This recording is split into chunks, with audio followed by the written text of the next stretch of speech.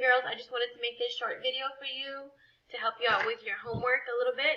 So today's homework, we are organizing these words from the way the vowel sounds. So every word here has a vowel in it, and we're organizing them based on how they sound, okay?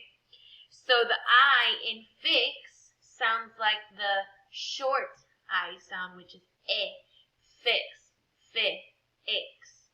So when we go through our words, we have to look for other words that sound like that, like They have the sound.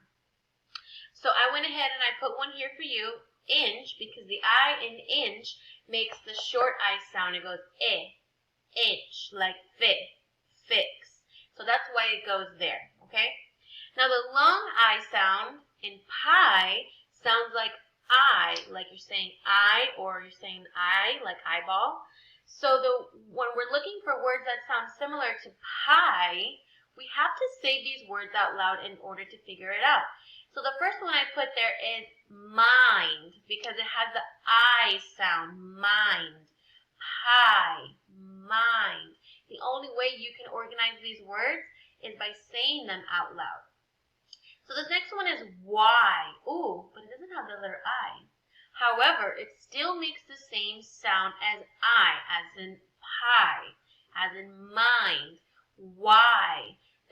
This is why we have to say them out loud, so you can figure out if the vowel sounds the same as I in pie. So I'll give you one more for the short I sound. So let me see. So we already did Y. Let's do this one, picnic. Picnic. Does it sound like fix, pick? Yes. So picnic goes right here. So there you have it, the first 4 answers. Now, make sure that you are saying all of these words out loud, because that's the only way that you'll be able to hear if it's a short I or if it's a long I. All right, see you tomorrow.